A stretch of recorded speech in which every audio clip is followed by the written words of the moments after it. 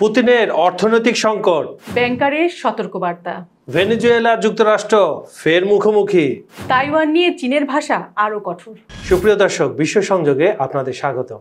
আপনাদের সঙ্গে রয়েছে আমি কাজল হায়দার, আর আমার সঙ্গে রয়েছেন আমি বিউটি সমাদ্দার।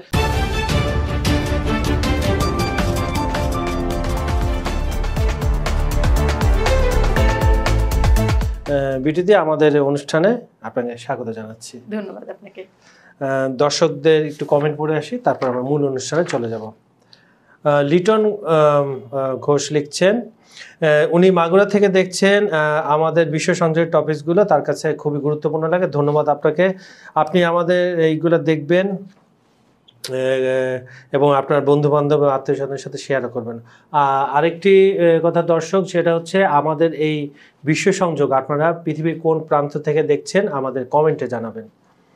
আমরা পরবর্তী দর্শকদের কাছে চলে যাই। উনি গাজী নামে একজন দর্শক লিখছেন, আমেরিকা ও চীনের বর্তমান প্রেসিডেন্ট কেউই মানব কল্যাণে আসবে না। এদের মানবিক দিক বিশ্ববাসী দেখে ফেলেছে। ট্রাম্পের ট্যারিফ আর চীনের বেল্ট অ্যান্ড রোডের কারণে একদিন ক্ষমতা ও লোভ এবং পাপের জন্য শেষ হবে। এটাই বিধির বিধান। আমেরিকা পাকিস্তানকে দিয়ে যা করাচ্ছে তা শুধু অনৈতিকতা ছাড়া কিছুই না। আর মানুষ ভালো হতে চাইলেও ভালো হতে দিবে না, যেমন আফগানিস্তান। মনন্দ বিশ্বাস অনেক বড় কমেন্ট, এবং ঠিকই বলেছেন। মোটামুটি আসলে যে যার লাভ ক্ষতি নিয়েই ব্যস্ত। মানব কল্যাণের কথা আসলে সামান্য কিছু ফান্ডে সাহায্য অনুরোপণ দিয়ে সেটা তার হয় না। আচ্ছা, রুস্তম নামে আমাদের পরবর্তী দর্শক লিখছেন, আসলে আপনাদের বিশ্লেষণ ধর্ম অনুষ্ঠানটা খুব ভালো লাগে। ধন্যবাদ আপনাকে আমাদের কমেন্টের জন্য। আপনার এই কমেন্টে যে আমাদের দায়িত্ব আরও বেড়ে গেল, আমাদের জন্য দোয়া করবেন। মিজান নামে আমাদের সর্বশেষ দর্শক বললে ভুল হবে। আমাদের অনেক কমেন্ট আসে, কিন্তু আমাদের সময় অল্প, এই জন্য সম্ভব হয় না। আমরা ক্ষমা প্রার্থী আপনাদের কাছে। তো আমরা চেষ্টা করছি এই সেগমেন্টটা আর একটু বড় করার জন্য। মিজান লিখছেন, স্যার জেনেরস্কি কি আমেরিকা অস্ত্র থেকে যে কমিশন খায় এই জন্য যুদ্ধ বন্ধ হচ্ছে না? এখন একটু মজার তথ্য দিয়েছেন। হতেও পারে, কারণ ওনার বিরুদ্ধে, জেনেরস্কির বিরুদ্ধে বাইডেনের সময় একদম বাইডেন যে অর্থ তহবিল দিতে তাকে, সেটা তোষুক করার একটা অভিযোগ রয়েছে। তো যেহেতু এসে পড়েছে জেলেনস্কির কথা, আমরা রাশিয়া ইউক্রেনের দিয়ে শুরু করি, তারপর আস্তে আস্তে বাকি সেগমেন্টে ঢুকে যাব। যুদ্ধটা প্রায় 4 বছর, এবং যে কোনো যুদ্ধ যে কোনো দেশের জন্য খুবই ব্যয়বহুল। সে দেশ স্বীকার করুক বা না করুক। আর রাশিয়ার মতো বড় ফ্যাক্টর, এবং রাশিয়ার মতো দেশ যেখানে 15 থেকে 16,000 নিষেধাজ্ঞা রয়েছে, তাদের এখন শিল্প বলতে ডার্ক ফিল্ডের মাধ্যমে তেল বিক্রি করা, অন্যান্য দেশের মাধ্যমে গ্যাস, তেল, অস্ত্র তার মধ্যে রয়েছে, অস্ত্র তারা বিক্রি করে স্বাভাবিকভাবে। কিন্তু তারা এটা প্রকাশ করে না। কিন্তু হঠাৎ করে গণমাধ্যমগুলো দেখছিলাম যে এই সংকটটা সামনের দিকে চলে আসছে। এখন এটা হতে পারে ইউরোপিয়ানদের বা পাশ্চাত্যের প্রোপাগান্ডাও হতে পারে, বা আসল ঘটনা। আপনি কিভাবে দেখছেন এটা? না, হতে পারে এটা প্রোপাগান্ডাও হতে পারে, কারণ রাশিয়া তো সচরাচর তাদের এই অর্থনৈতিক সংকট, বিশেষ করে তাদের কোনো সংকটই তারা প্রকাশ করতে চায় না। আর সেখানে অর্থনৈতিক সংকট এবং এই মুহূর্তে এসে প্রকাশ করা, কারণ বেশ কিছুদিন ধরে কিন্তু মানে যুদ্ধ শুরুর পর থেকে কিন্তু আমরা দেখছি যে রাশিয়াকে কিন্তু বেঁধে ফেলার চেষ্টা করা হয়েছে এই নিষেধাজ্ঞা। মানে তাদেরকে ধারণা করা হয় যেটা, যে তাদেরকে অর্থনৈতিকভাবে যদি বিপর্যস্ত করা যায়, তাহলে হয়তো ওই যুদ্ধের একটা ভালো ফলাফল তাদের পক্ষে, মানে ইউক্রেনের পক্ষে যেতে পারে, বা ইউরোপীয় কান্ট্রিগুলোর দিকে যেতে পারে। সেই জন্য তারা কিন্তু বারে বারে অর্থনৈতিক বিষয়টাকে চাপ তৈরি করার চেষ্টা করেছে। কিন্তু আমরা প্রতিপক্ষের দিক থেকে দেখছি, কিন্তু রাশিয়া কিন্তু তাদের অর্থনৈতিক চাপের কথা এর আগে কখনো বলেনি। উল্টো আমরা কিন্তু দেখেছি তাদের অর্থনৈতিক প্রবৃদ্ধি বেড়েছে। আমরা কিন্তু গত বছরও সেই ধরনের আভাসই দেখেছি। সেই জায়গা থেকে হঠাৎ করে এখন এসে অর্থনীতি বিপর্যস্ত হতেই পারে। কারণ আপনি একটু আগে যেটা বললেন যে 4 বছর দীর্ঘদিন ধরে যুদ্ধ চললে যে কোনো একটা বড় রাষ্ট্রের জন্য সেটা চাপ হতে পারে। তো সেই জায়গা থেকে হতেও পারে, নাও পারে। তবে আমার কাছে মানে একটু প্রশ্নবিদ্ধ মনে হয় এই জন্যই, কারণ রাশিয়া তো সচরাচর তাদের এই দুর্বলতাটাকে প্রকাশ করবে না। তারপরে এই যে রিপোর্টটা কতটুকু সত্যতা, কারণ হচ্ছে আপনি ভালো করে জানেন 2024 সালে যে জিডিপি তো আর রাশিয়া ঘোষণা করেনি। বিশ্ব অর্থনৈতিক ফোরামের যেটা জিডিপি, সেখানে দেখা গেছে যে রাশিয়ার যে জিডিপি 40% আগের চেয়ে বেড়েছে, এবং তাদের জিডিপি যুক্তরাজ্য এবং ইউরোপের অনেক কান্ট্রির চেয়ে 2024 সালে বেশি। 2025 সালের এখনো এটা প্রকাশ হয়নি কি অবস্থা, কিন্তু আমরা যে এগুলো দেখি যে আপনার যে শুরুতে বললাম তেল, গ্যাস এবং সামরিক আপনার অস্ত্র বেচাকেনা, এটা অনেক আগে থেকে রাশিয়া করে থাকে। যেমন তার বড় গ্রাহক হচ্ছে আপনার ভারত, ইরান। আমি ওইটাই বলছিলাম যে নিষেধাজ্ঞা তো দেওয়া হয়েছে অনেক আগে, কিন্তু নিষেধাজ্ঞা তো মানছেও না সবাই, তলে তলে কিন্তু সবাই কিনছে। সেই জায়গা থেকে অর্থনৈতিক ধ্বসটা খুব যে মানে স্বাভাবিক একটা প্রক্রিয়া আমার কাছে সেটা মনে হয় না। আবার আরেকটা বিষয় মনে হতে পারে যে রাশিয়াটা একটা বার্তাও দিতে পারে যে রাশিয়া যেমন সবসময় করে, প্রতিনিয়ত করে, ওরা কিন্তু কনফিউজ তৈরি করে। সেই জায়গা থেকে এরকম একটা ধাক্কা দিয়ে দেখতেও পারে যে আসলে মানে যুদ্ধের একটা কৌশল আপনি মনে করেন। আপনি যে তলে কথা বললেন, তলে কথা বলে আমার একটা কথা মনে পড়লো, ইউরোপের অনেক কান্ট্রি কিন্তু এখনো রাশিয়া তেল কিনছে। হ্যাঁ সেটাই, দেখেন নিষেধাজ্ঞার পরে কিন্তু এই বাণিজ্যটা কিন্তু থেমে নেই। আমরা কিন্তু এর আগেও একবার আলোচনায় করেছি যে তারাই কিন্তু স্বীকার করছে যে তাদের সামরিক যেই যন্ত্রাংশ সেগুলো সেখানে পাঠাচ্ছে বা কিনছে, তেল তো কিনছে। তো সেই জায়গা থেকে বাণিজ্যের ক্ষেত্রে যে খুব বেশি প্রভাব পড়েছে তা তো আমরা দেখি না। এবং সবচেয়ে মজার কথা হলো জানেন, এই যে ইউক্রেন যে ট্যাঙ্ক চালাচ্ছে এগুলো কিন্তু রাশিয়ার তেল দিয়ে, হ্যাঁ, অন্য দেশের মাধ্যমে, ভারত বা অন্য কোনো দেশের মাধ্যমে কিনে সেটা হচ্ছে। এবং নিষেধাজ্ঞার আগে, যুদ্ধটা জড়ে যাওয়ার আগে কিন্তু আপনার রাশিয়া থেকে তেল কিন্তু ইউরোপিয়ান ম্যাক্সিমাম কান্ট্রি, তার নিজস্ব তেল গ্যাস সেরকম নয়, রাশিয়া থেকেই যেত। কিন্তু যুদ্ধটা তো, আর এই যুদ্ধটার দর্শকরা ভালো করে জানেন, আপনিও জানেন, পুতিন যখন প্রথম রাষ্ট্রপতি হলো তখন কিন্তু সে ন্যাটোতে যাওয়ার জন্য একটা প্রস্তাব দিয়েছিল। তখন মার্কিন প্রেসিডেন্ট ছিলেন বিল ক্লিন্টন। ওনার সাথে একটা সামিটে দেখা হচ্ছে, উনি বললেন যে আপনি ওখানে থাকেন, আপনার কোনো দরকার না, আপনি তো আমাদের অ্যালায়েন্স আছেনই, আর কি করা দরকার। তারপরে চলে গেল। তারপর কিন্তু আস্তে আস্তে কিন্তু একটা শর্ত দিয়েছিল, পুতিন একটা শর্ত দিয়েছিল যে আপনি আর ন্যাটো মানে আমার আশেপাশে যে দেশগুলা, লাটভিয়া বলেন আর পোল্যান্ড বলেন, এদেরকে আপনি ন্যাটোতে নিবেন না। তখন সে কথা যে বলে ঠিক আছে, এটা দেখা যাবে। মূল দ্বন্দ্বটা তো ওখান থেকেই। তারপরে কি হলো, সঙ্গে সঙ্গে 3-4টা দেশ, পোল্যান্ড সহ 3-4টা দেশকে, ডেনমার্ক সহ এদেরকে ন্যাটো দেশে অন্তর্ভুক্ত করলো। তারপরে আবার যখন ওবামা আসলো, ওবামার সাথেও পুতিন কিন্তু একই কথা বলেছিলেন যে আপনি আপনার অ্যালায়েন্স আর বাড়িয়েন না, সেটা আমার নিরাপত্তার জন্য ঝুঁকি হয়ে দাঁড়াবে।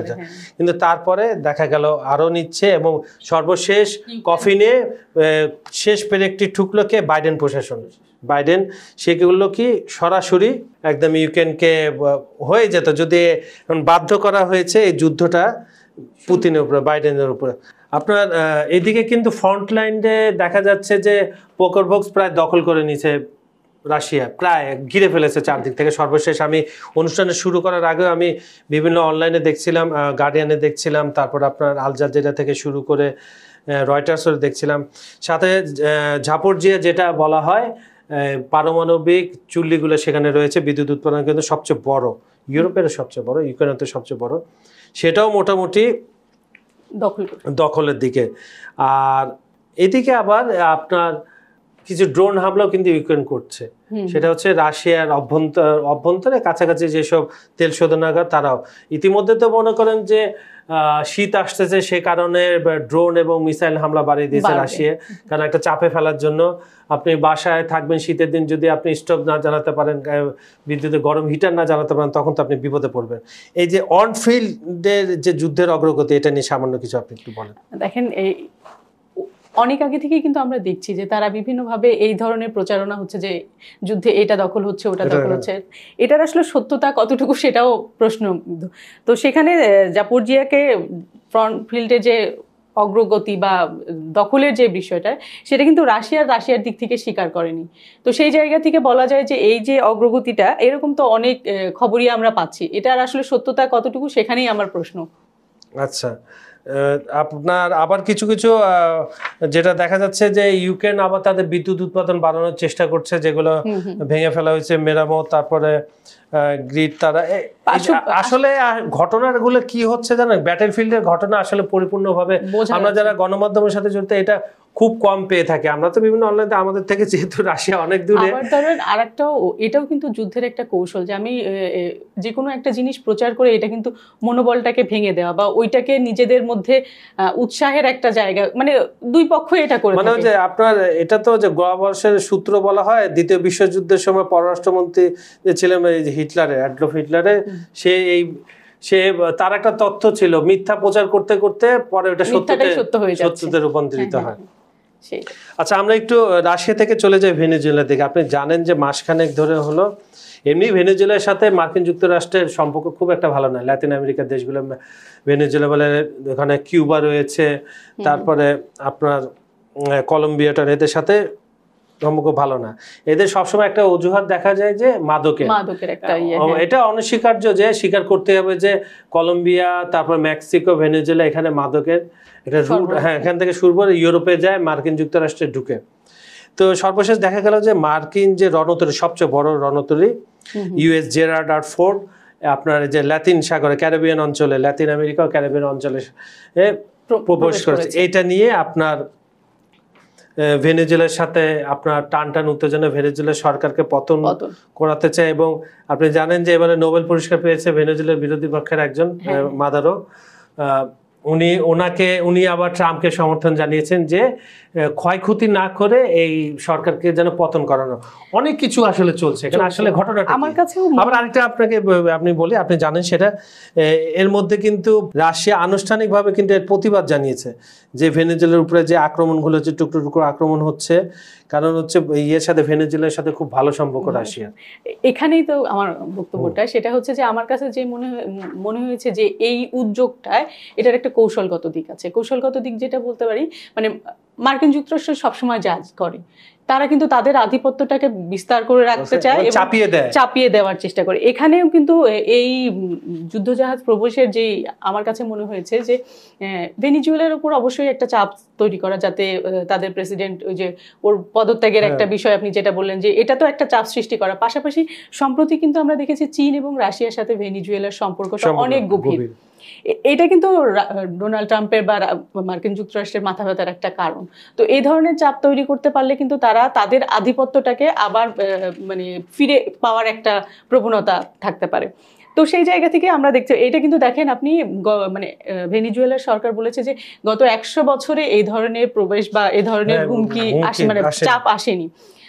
মাদকের কারবারের যেটা বললেন সেটা তো আপনি আছেই, আমরা অস্বীকার করবার কিছু নেই, কিন্তু শুধুমাত্র যে ওটাই উদ্দেশ্য তাও কিন্তু বলা যায় না। দেখেন এর মাঝে যে গত সেপ্টেম্বর থেকে এই পর্যন্ত ওখানে কিন্তু মাদক বিরোধী বা সন্ত্রাস বিরোধী দমনের নামে যা হচ্ছে, প্রায় আমরা যেটা জানতে পেরেছি যে প্রায় 76 জন মারা গেছেন এই জলে বা ইয়েতে, যার অধিকাংশ কিন্তু বেসামরিক লোকজন বা তাদের সাথে সম্পৃক্ততা আছে কিনা সেটাও কিন্তু প্রমাণিত হয়নি। এটাই মাদুরো বারবার, মানে ভেনেজুয়েলার প্রেসিডেন্ট বারবার বলার চেষ্টা করছে। হ্যাঁ, এখন হয়ে গেছে, যুক্তরাষ্ট্রের হয়েছে কি আপনার ল্যাতিন বলেন, মধ্যপ্রাচ্য বলেন, এশিয়ায় তার ফোকাসটা সরে গিয়ে চলে গিয়েছিল ইউক্রেনে।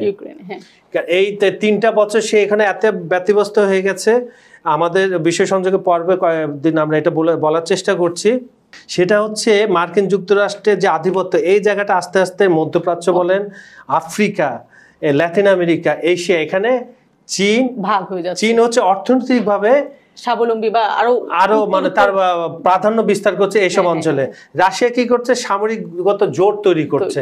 এই জন্য আস্তে আস্তে আপনার মার্কিন যুক্তরাষ্ট্রের যে প্রভাব ছিল এইসব অঞ্চলে, যেসব অঞ্চলের কথা আমি বললাম, কমতে শুরু করেছে। এখন তো আপনার ইউক্রেনের এই অবস্থা, জয় হলেও যদি ইউক্রেন আমেরিকা তাদের পলিসি জয় করে, তাও তাদের লস, এত ইনভেস্ট তারা করে ফেলেছে এখানে ট্রিলিয়ন। এবং আমেরিকান লোকজনও কিন্তু এর বিরোধিতা করে আসছে, কারণ তাদের কথা হচ্ছে ভাই আমাদের ট্যাক্সের টাকা আপনি আরেকটা দেশের যুদ্ধে খরচ করবেন কেন? কারণ ওই যুদ্ধটা আমাদের কোনো, রাশিয়া তো আমাদের জন্য হুমকি না।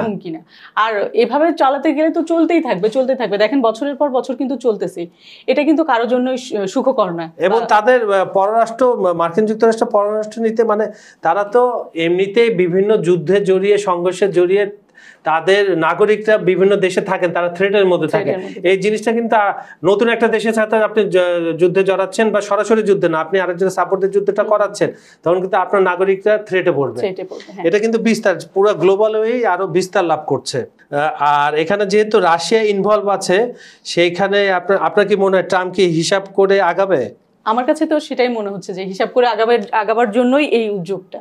নাহলে হঠাৎ করে দেখেন এত বছর পরে কেন মানে আপনি যদি বলেন সন্ত্রাস দমন বা মাদক দমন সেটা তো অন্যভাবে করতে পারতো, কিন্তু এত বড় একটা যুদ্ধজাহাজ পাঠানোর মানে কিন্তু একটা মেসেজ দেওয়া, হ্যাঁ, যে হুঁশিয়ারি যেটাকে বলবো আমি। আচ্ছা, আজকে সেগমেন্টের সর্বশেষ যেটা হচ্ছে, এটাও আরেকটা পুরনো কনফ্লিক্ট ছাড়া তো ভালো নিউজ আপনাদেরকে আমরা দিতে পারি না, সারা বিশ্বে এখন তাই হচ্ছে। সেটা হচ্ছে চীন এবং তাইওয়ান। অনেক বছর ধরে এটাই শুরু হয়েছিল দ্বিতীয় বিশ্বযুদ্ধের সময় থেকে, তখন চীন থেকে এটা বিচ্ছিন্ন হয়ে গেছিল, পরে আবার চীন এটা পুনরুদ্ধার করে। কিন্তু আপনার তাইওয়ানের স্বাধীনতা নিয়ে একটা প্রশ্ন রয়ে গেছে। তাইওয়ান নিজেকে স্বাধীন বললেও এটা চীন তাদের নিজস্ব দেশ হিসাবে, মানচিত্রের অংশ হিসাবে বলে থাকে। এইটাকে নিয়ে আপনার জানেন মার্কিন যুক্তরাষ্ট্র সবসময় ইন্ধন একটা দেয় তাইওয়ানকে, এবং তাইওয়ানের কাছে প্রচুর অস্ত্র তারা বিক্রি করেছে এইটার এবং তাইওয়ানে 92% শিল্প কারখানা রয়েছে শুধু ওই যে মাইক্রোচিপ, রেয়ার আর্থ দিয়ে যে চিপগুলো তৈরি হয়, যেগুলো মোবাইল, গাড়ি, ইলেকট্রনিক গাড়ি এগুলো ব্যবহার, এবং কি ড্রোন এবং ক্ষেপণাস্ত্র লাগে। তো এটা খুব গুরুত্বপূর্ণ একটা দেশ। চীন সবসময়, চীনের যেহেতু সাথে আছে, চীন সবসময় এটা নিয়ে কিন্তু খুবই কেয়ারফুল থাকে, এবং মার্কিন যুক্তরাষ্ট্র এবং ইউরোপের ইন্ধনের কারণে এরা আরো নজরদারি করেছে। এটা নিয়ে আপনি একটু দেখেন, চীনের কিন্তু কৌশলগত দিকটাই হচ্ছে, আমি যেটা দেখি সবসময় কৌশলগত দিকটাই ওরা কিন্তু ধীর স্থির ভাবে নিজেদেরটা সংরক্ষিত করে তারপরে আশেপাশে যেটুকু অগ্রসর হওয়ার হয়। তো এই জন্য তারা লাস্ট 40 বছর কোনো যুদ্ধে জড়ায়নি, কিন্তু ইন্ধন দিয়ে গেছে। তারা নিজেদের জায়গাটা ঠিক রেখেছে, ঠিক রেখে কিন্তু আশেপাশে দেখেন চীন কিন্তু সব জায়গায় নিজেদের আধিপত্য রেখেছে, বা ওদের অংশগ্রহণটা কিছু না কিছু মানে কোনোভাবে না কোনোভাবে আপনি ইরানে বলেন, তারপরে হচ্ছেন এশিয়ায় বলেন, তারপরে হচ্ছে আপনার আফ্রিকায় বলেন, ওরা কি এর মাধ্যমে করে, বড় বড় প্রজেক্ট নিয়ে যায়, সেখানে আপনাকে এমন পরিমাণ ঋণ দিবে যে ঋণের বারে আপনাকে ইনক্লুড হতেই হবে। হ্যাঁ, এটি একটা পলিসি। সেই জায়গা থেকে তাইওয়ানকে তো তারা দীর্ঘদিন ধরে নিজেদের অবিচ্ছেদ্য অংশই বলছে। তো সেই জায়গা থেকে তাইওয়ান বিচ্ছিন্ন হয়ে যাওয়া বা স্বাধীনতার ঘোষণা যেটা, বা তারা যে স্বাধীনতা চায় সেটাকে তো তারা সমর্থন করবে না।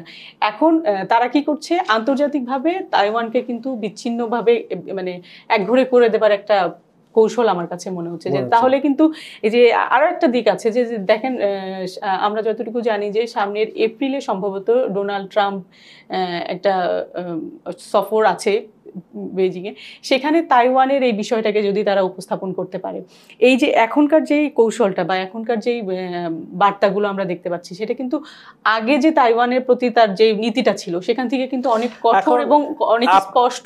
আপনার এই কথাটা, প্রশ্নটা যে তাইওয়ান ইস্যু উঠতে পারে, আমি আপনাকে মনে করে দিতে চাই, এই মাসে 2টা বড় সম্মেলন হয়েছে, আপনি জানেন, ওপেকের একটা আর একটা আসিয়ান। ওখানে কিন্তু চীনের ডেলিগেটদের সাথে মার্কিন ডেলিগেট বৈঠক হয়েছে, ওখানে তাইওয়ানের কথা আসেনি।